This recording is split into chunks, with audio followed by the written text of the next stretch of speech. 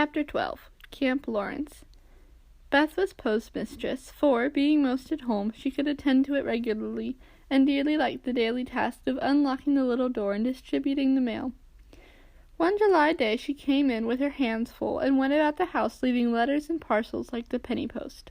"Here's your posy, Mother. Laurie never forgets that," she said, putting the fresh nosegay in the vase that stood in Marmy's corner, and was kept supplied by the affectionate boy. "Miss Meg March, one letter and a glove," continued Beth, delivering the articles to her sister, who sat near her mother, stitching wristbands. "Why, I left a pair over there, and here is only one," said Meg, looking at the gray cotton glove. "Didn't you drop the other in the garden?" "No, I'm sure I didn't, for there was only one in the office." "I hate to have odd gloves. Never mind, the other may be found.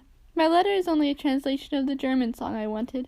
I think Mr. Brooke did it, for this isn't Laurie's writing."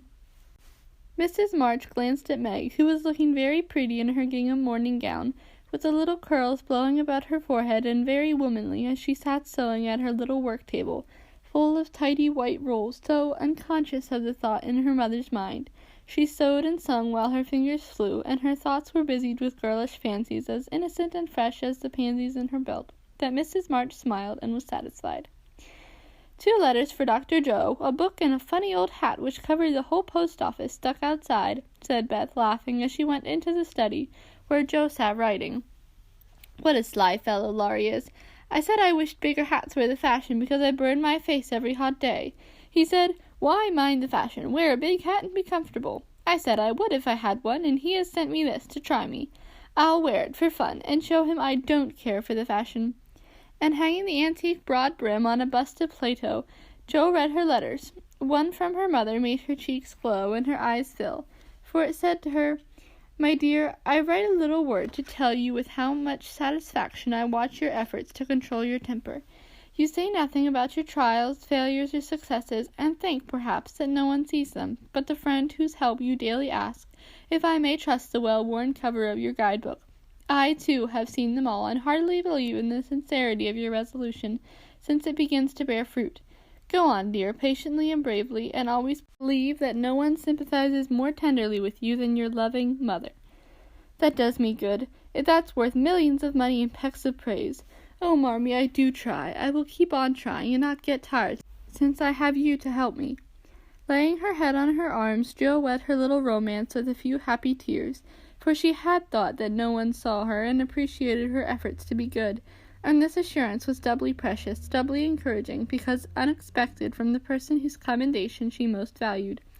Feeling stronger than ever to meet and subdue her Apollyon, she pinned the note inside her frock as a shield and a reminder, lest she be taken unaware, and proceeded to open her other letter, quite ready for either good or bad news. In a big, dashing hand, Laurie wrote, "Dear Jo, what ho! Some English girls and boys are coming to see me tomorrow, and I want to have a jolly time. If it's fine, I'm going to pitch my tent in Longmeadow, and row up the whole crew to lunch and croquet, have a fire, make messes, gypsy fashion, and all sorts of larks. They are nice people and like such things. Brooke will go to keep us boys steady, and Kate Vaughn will play propriety for the girls. I want you all to come, can't let Beth off at any price, and nobody shall worry her. Don't bother about rations, I'll see to that and everything else. Only do come, there's a good fellow. In a tearing hurry, yours ever, Laurie." "Here's richness," cried Jo, flying in to tell the news to Meg. "Of course we can go, Mother. It will be such a help to Laurie, for I can row, and Meg see to the lunch, and the children be useful in some way." "I hope the Vaughns are not fine, grown-up people. Do you know anything about them, Jo?" asked Meg. "Only that there are 4 of them. Kate is older than you, Fred and Frank, twins about my age, and a little girl, Grace, who is 9 or 10. Laurie knew them abroad, and liked the boys. I fancied, from the way he primmed up his mouth in speaking of her, that he didn't admire Kate much." "I'm so glad my French print is clean. It's just the thing, and so becoming," observed Meg complacently. "Have you anything decent, Jo?" "Scarlet and a grey boating suit. Good enough for me. I shall row and tramp about, so I don't want any starch to think of. You'll come, Bethy? If you won't let any of the boys talk to me." "Not a boy." "I like to please Laurie, and I'm not afraid of Mr. Brooke. He is so kind. But I don't want to play or sing or say anything. I'll work hard and not trouble anyone, and you'll take care of me, Jo, so I'll go." "That's my good girl. You do try and fight off your shyness, and I love you for it. Fighting faults is never easy, as I know. and a cheery word kind of gives a lift. "Thank you, Mother." And Jo gave the thin cheek a grateful kiss, more precious to Mrs. March than if it had given her back the rosy roundness of her youth. "I had a box of chocolate drops in the picture I wanted to copy," said Amy, showing her mail. "And I got a note from Mr. Laurence asking me to come over and play to him tonight before the lamps are lighted, and I shall go," added Beth, whose friendship with the old gentleman prospered finely. "Now let's fly round and do double duty today so that we can play tomorrow with free minds," said Jo, preparing to replace her pen with a broom. When the sun peeped into the girls' room early the next morning to promise them a fine day, he saw a comical sight. Each had made such preparation for the fete as seemed necessary and proper.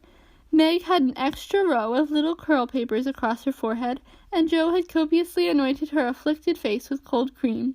Beth had taken Joanna to bed with her to atone for the approaching separation, and Amy had capped the climax by putting a clothespin on her nose to uplift the offending feature. It was one of the kind artists used to hold the paper on their drawing boards, therefore quite appropriate and effective for the purpose to which it was now put. This funny spectacle appeared to amuse the sun, for he burst out with such radiance that Jo woke up and roused all her sisters by a hearty laugh at Amy's ornament. Sunshine and laughter were good omens for a pleasure party, and soon a lively bustle began in both houses. Beth, who was ready first, kept reporting what went on next door, and enlivened her sisters' toilets by frequent telegrams from the window. "There goes the man with the tent. I see Mrs. Barker doing up the lunch in a hamper and a great basket. Now Mr. Laurence is looking up at the sky in the weathercock. I wish he would go too. There's Laurie, looking like a sailor. Nice boy. Oh, mercy me, here's a carriage full of people. A tall lady, a little girl, and 2 dreadful boys. One is lame, poor thing. He's got a crutch. Laurie didn't tell us that. Be quick, girls, it's getting late. Why, there's Ned Moffat, I do declare. Look, Meg, isn't that the man who bowed to you one day when we were shopping? So it is. How queer that he should come. I thought he was at the mountains. There is Sally. I'm glad she got back in time. Am I all right, Jo?" cried Meg in a flutter. "A regular daisy. Hold up your dress and put your hat straight. It looks sentimental tipped that way, and will fly off at the first puff. Now then, come on."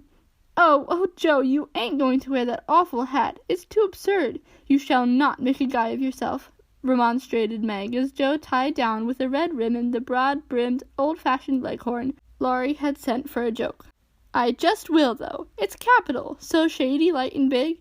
It will make fun, and I don't mind being a guy if I'm comfortable." With that, Jo marched straight away, and the rest followed, a bright little band of sisters, all looking their best in summer suits with happy faces under the jaunty hat brims. Laurie ran to meet and present them to his friends in the most cordial manner. The lawn was the reception room, and for several minutes a lively scene was enacted there.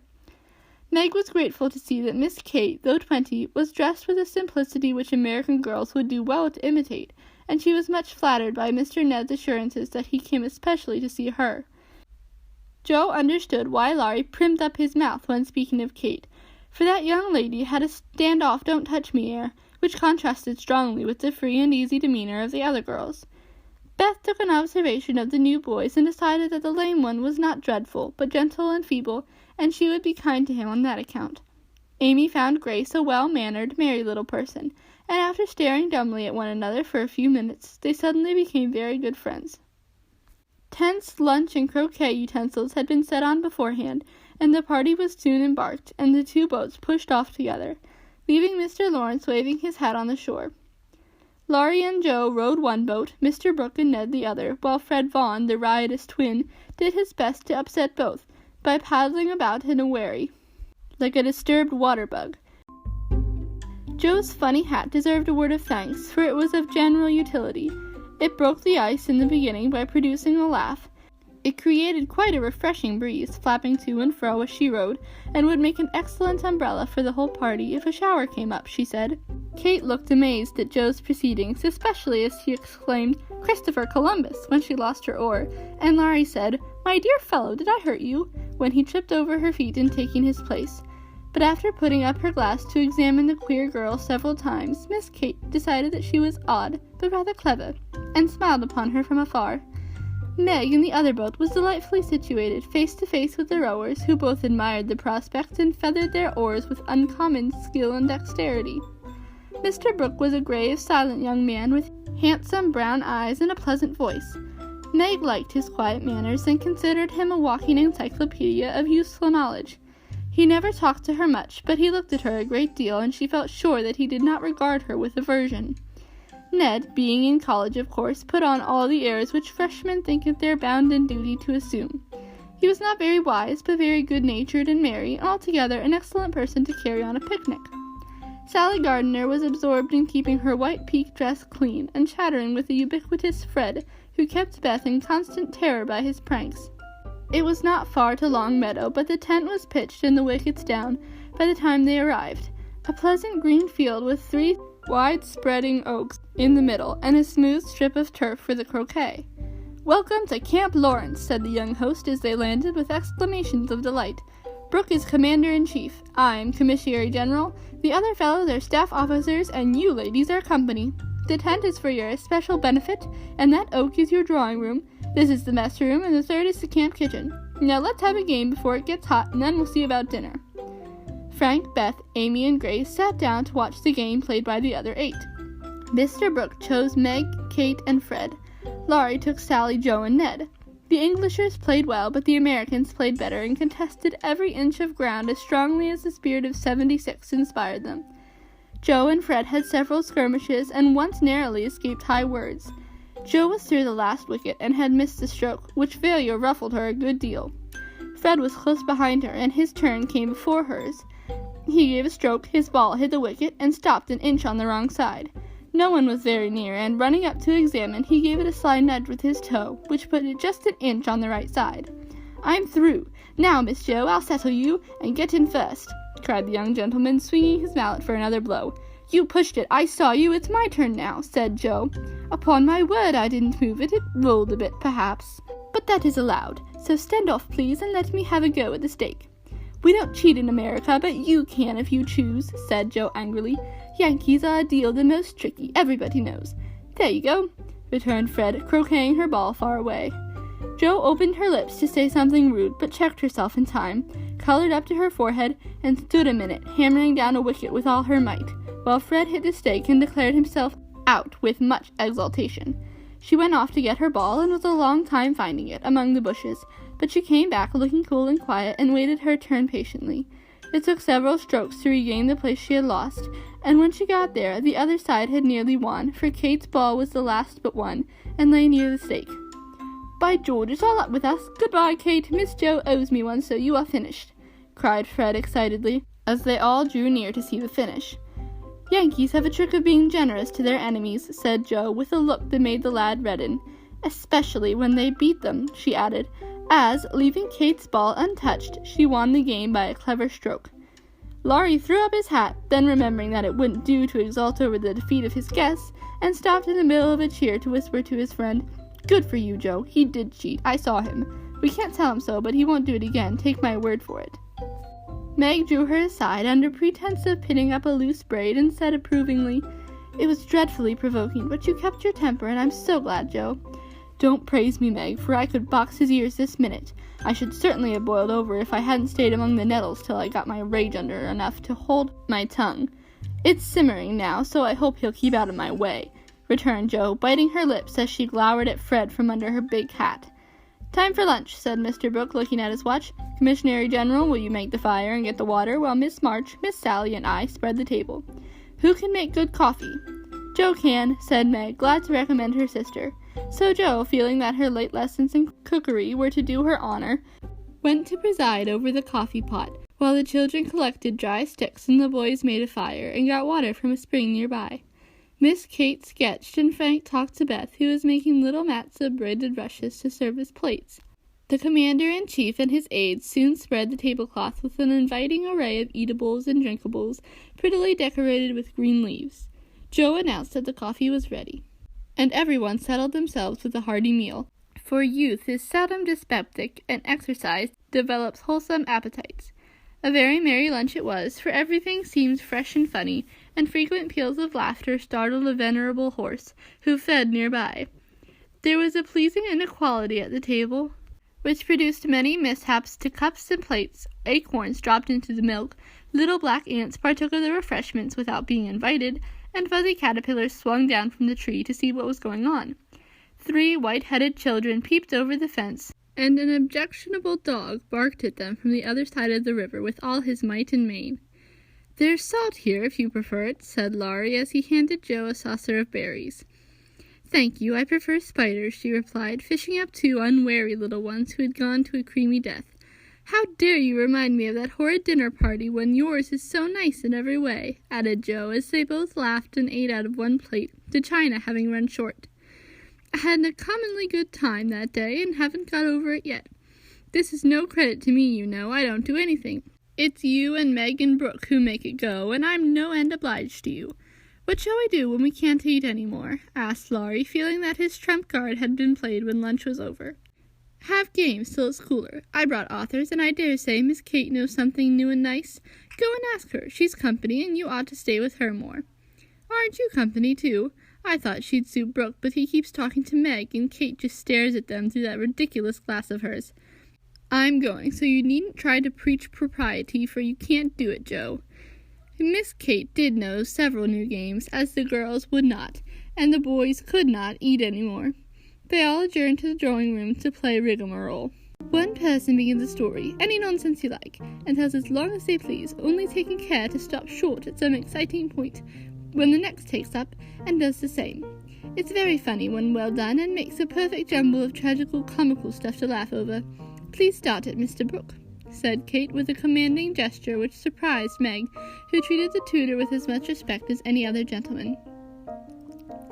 Lying on the grass at the feet of the 2 young ladies, Mr. Brooke immediately began the story, with the handsome brown eyes steadily fixed upon the sunshiny river. Once upon a time, a knight went out into the world to seek his fortune, for he had nothing but his sword and his shield. He travelled a long while, nearly 28 years, and had a hard time of it till he came to the palace of a good old king, who had offered a reward to anyone who could tame and train a fine but unbroken colt, of which he was very fond. The knight agreed to try, and got on slowly but surely, for the colt was a gallant fellow, and soon learned to love his new master, though he was freakish and wild. Every day, when he gave his lessons to this pet of the king's, the knight rode him through the city, and as he rode, he looked everywhere for a certain beautiful face, which he had seen many times in his dreams, but never found. One day, as he went prancing down a quiet street, he saw at a window of a ruinous castle the lovely face. He was delighted, inquired who lived in this old castle, and was told that several captive princesses were kept there by a spell, and spun all day to lay up more money to buy their liberty.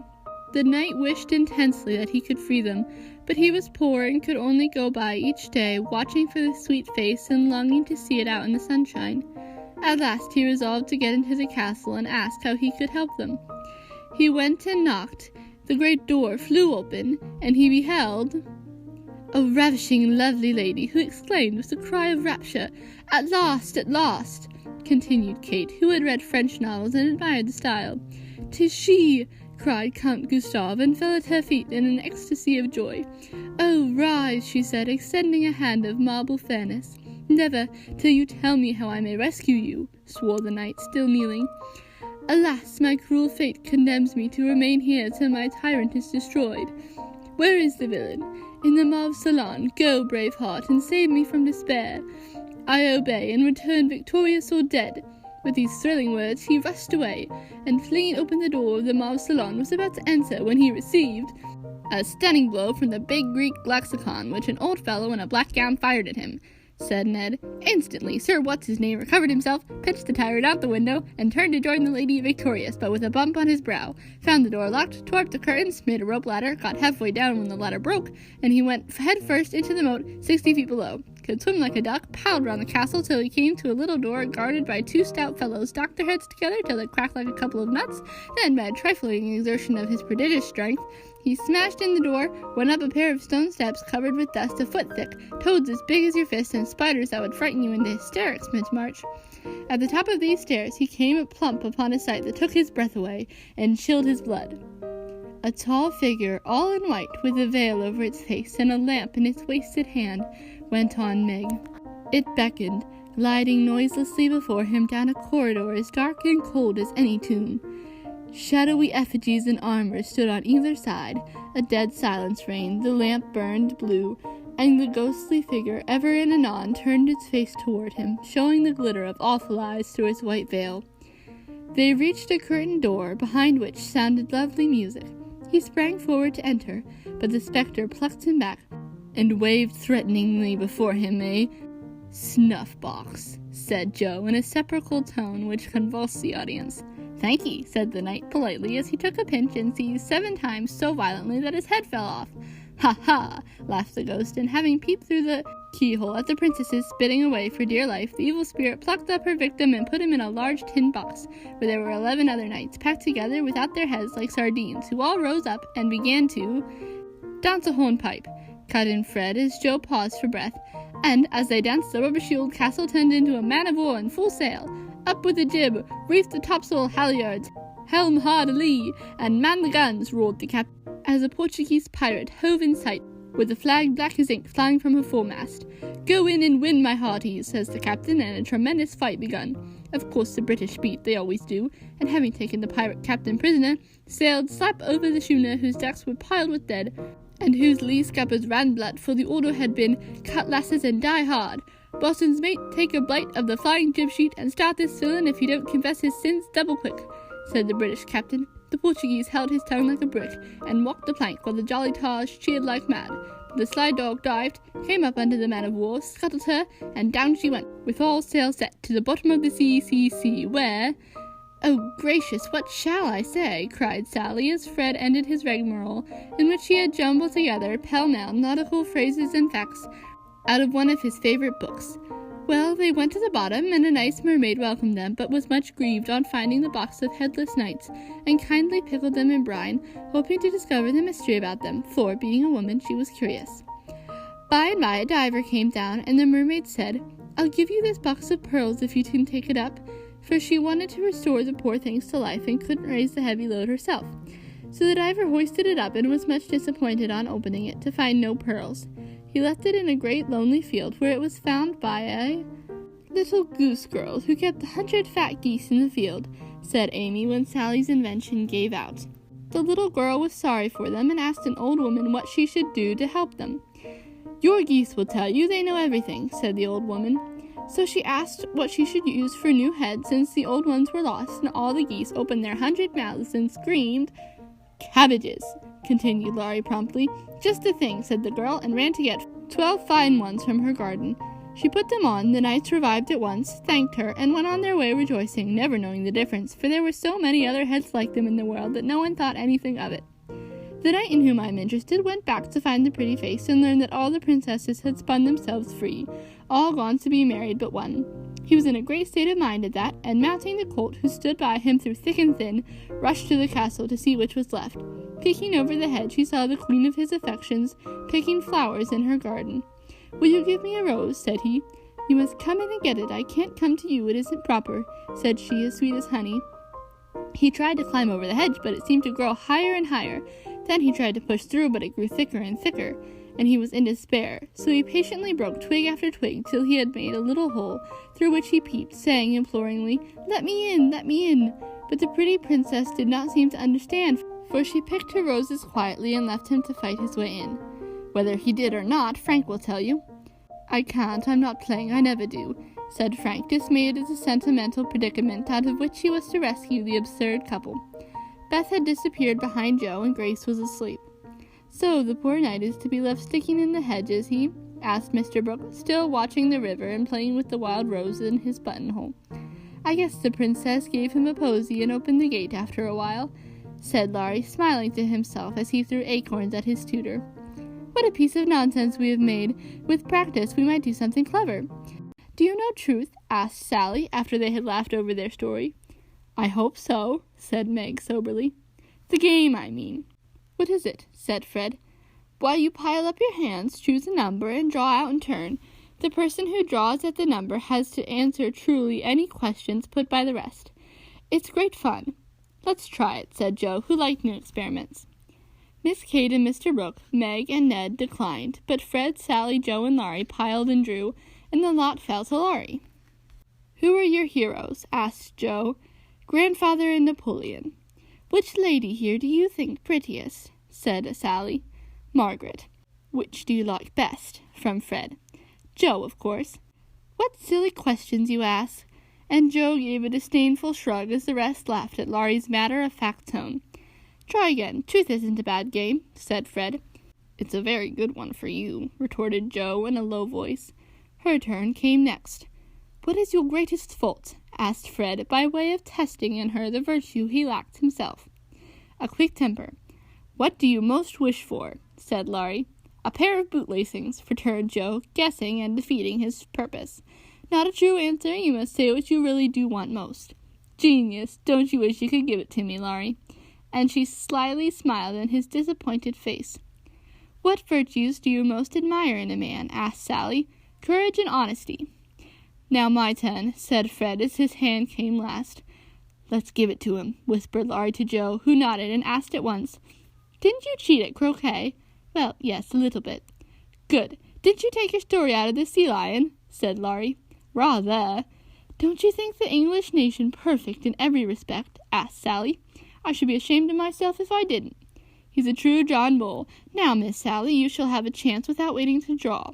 I'll harrow up your feelings first by asking if you don't think you are something of a flirt," said Laurie as Joe nodded to Fred, a sign that peace was declared. "You impertinent boy, of course I'm not," exclaimed Sally with an air that proved the contrary. "What do you hate most?" asked Fred. "Spiders and rice pudding." "What do you like best?" asked Joe.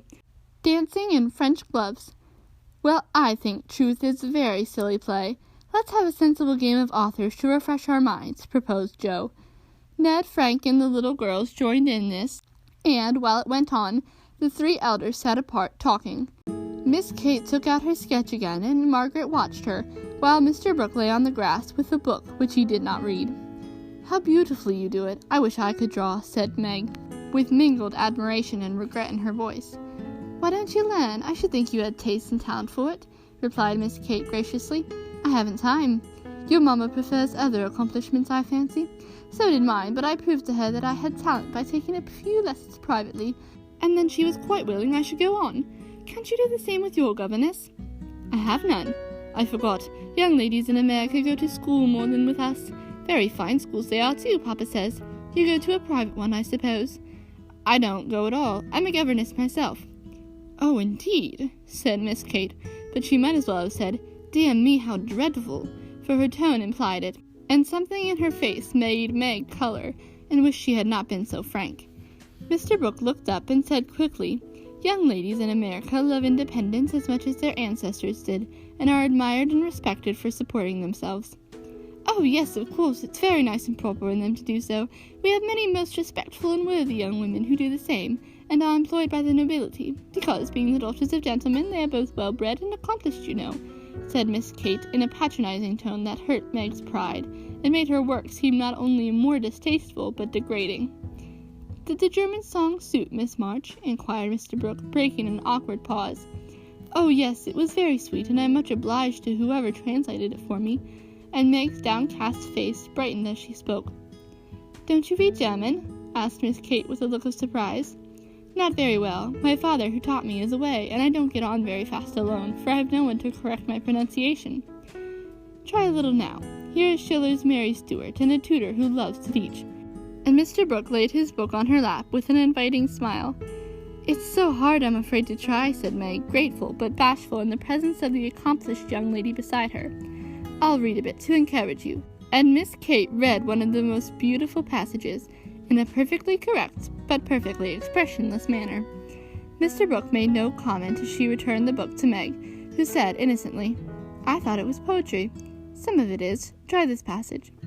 There was a queer smile about Mr. Brooke's mouth as he opened at poor Mary's lament. Meg, obediently following the long grass blade, which her new tutor used to point with, read slowly and timidly, unconsciously making poetry of the hard words by the soft intonation of her musical voice. Down the page went the green guide, and presently, forgetting her listener in the beauty of the sad scene, Meg read as if alone, giving a little touch of tragedy to the words of the unhappy queen. If she had seen the brown eyes then, she would have stopped short, but she never looked up, and the lesson was not spoiled for her. "Very well indeed," said Mr. Brooke, as she paused, quite ignoring her many mistakes, and looking as if he did indeed love to teach. Miss Kate put up her glass, and having taken a survey of the little tableau before her, shut her sketchbook, saying with condescension, "You've a nice accent, and in time will be a clever reader. I advise you to learn, for German is a valuable accomplishment to teachers. I must look after Grace, she is romping." And Miss Kate strolled away, adding to herself with a shrug, "I didn't come to chaperone a governess, so she is young and pretty. What odd people these Yankees are. I'm afraid Laurie will be quite spoiled among them." "I forgot that English people rather turn up their noses at governesses and treat them as we do," said Meg, looking after the retreating figure with an annoyed expression. "Tutors also have a rather hard time of it there, as I know to my sorrow. There's no place like America for us workers, Miss Margaret." And Mr. Brooke looked so contented and cheerful that Meg was ashamed to lament her hard lot. "I'm glad I live in it, then. I don't like my work, but I get a good deal of satisfaction out of it after all, so I won't complain. I only wish I liked teaching as you do." "I think you would if you had Laurie for a pupil. I shall be very sorry to lose him next year," said Mr. Brooke, busily punching holes in the turf. "Going to college, I suppose?" Meg's lips asked that question, but her eyes added, "And what becomes of you?"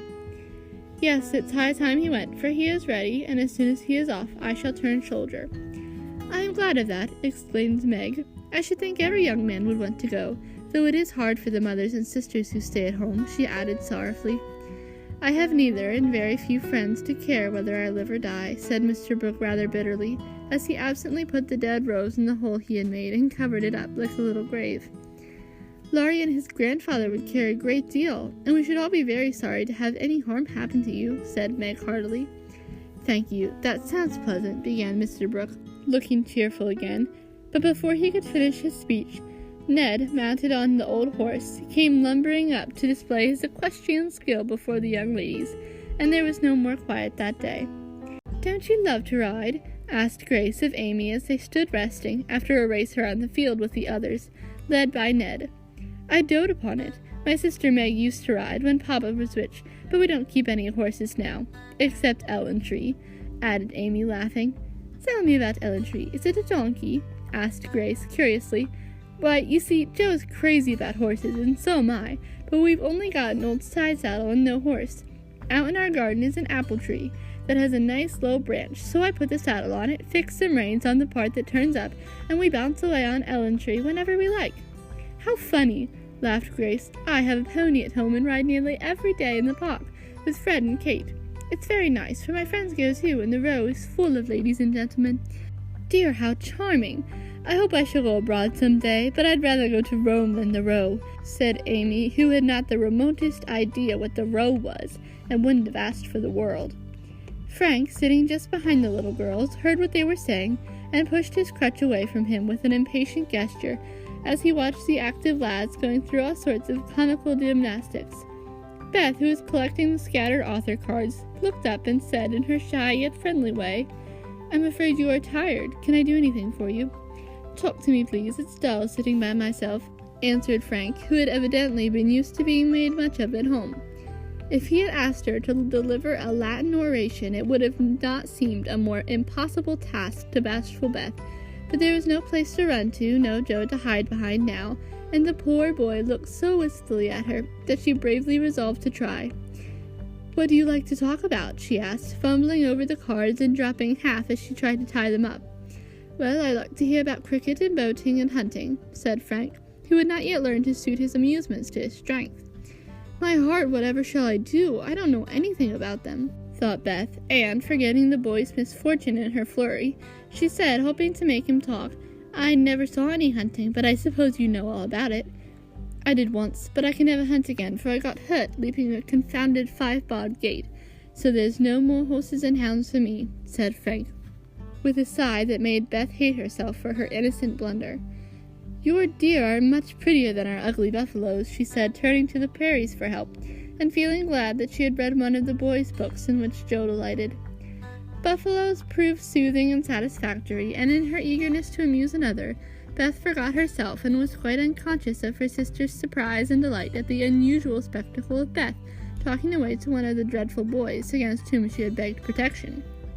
"Bless her heart, she pities him, so she is good to him," said Joe, beaming at her from the croquet ground. I always said she was a little saint," added Meg, as if there could be no further doubt of it. "I haven't heard Frank laugh so much for ever so long," said Grace to Amy as they sat discussing dolls and making tea sets out of the acorn cups. "My sister Beth is a very fastidious girl when she likes to be," said Amy, well pleased at Beth's success. She meant fascinating, but Grace didn't know the exact meaning of either word. Fastidious sounded well and made a good impression. An impromptu circus, fox and geese, and an amicable game of croquet finished the afternoon. At sunset, the tent was struck, hampers packed, wickets pulled up, boats floated, and the whole party floated down the river, singing at the tops of their voices. Ned, getting sentimental, warbled a serenade with the pensive refrain, "Alone, alone, ah, woe alone," and at the lines, "We each are young, we each have a heart, oh, why should we stand thus coldly apart?" He looked at Meg with such a lackadaisical expression that she laughed outright and spoiled his song. "How can you be so cruel to me?" he whispered, under cover of a lively chorus. "You've kept close to that starched-up Englishwoman all day, and now you stun me." "I didn't mean to, but you look so funny I really couldn't help it," replied Meg, passing over the first part of his reproach, for it was quite true that she had shunned him, remembering the Moffat party and the talk after it. Ned was offended and turned to Sally for consolation, saying to her, rather pettishly, "There isn't a bit of flirt in that girl, is there?" "Not a particle, but she's a dear," returned Sally, defending her friend even while confessing her shortcomings. "She's not a stricken dear, anyway," said Ned, trying to be witty, and succeeding as well as very young gentlemen usually do. On the lawn where it had gathered, the little party separated with cordial good nights and good-byes, for the Vaughans were going to Canada. As the four sisters went home through the garden, Miss Kate looked after them, saying, without the patronizing tone in her voice, "In spite of their demonstrative manners, American girls are very nice when one knows them." "I quite agree with you," said Mr. Brooke.